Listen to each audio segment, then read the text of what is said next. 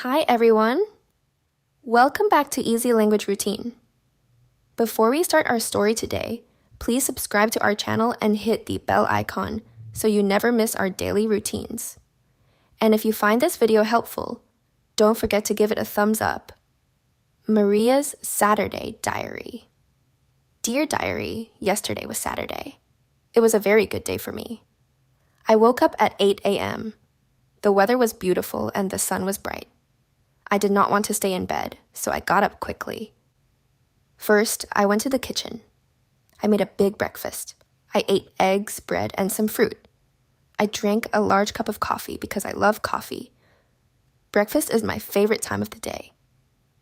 At 10 a.m., I left my house. I walked to the park near my home. I saw many people there. Children played with their dogs, and old people walked slowly. I sat on a bench and read my book for 1 hour. The book was about a small village in Italy. It was very interesting. Then I met my best friend Sarah. We went to a small cafe in the city center.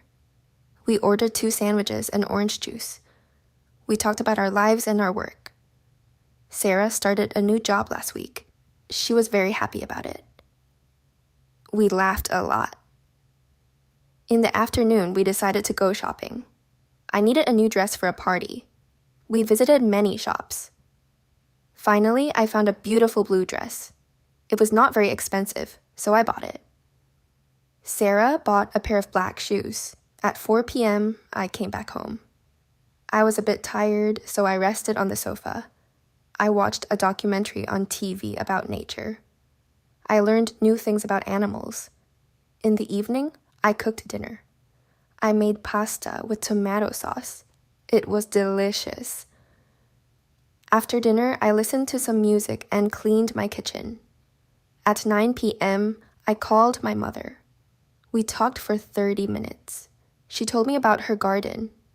I missed her a lot, so it was good to hear her voice.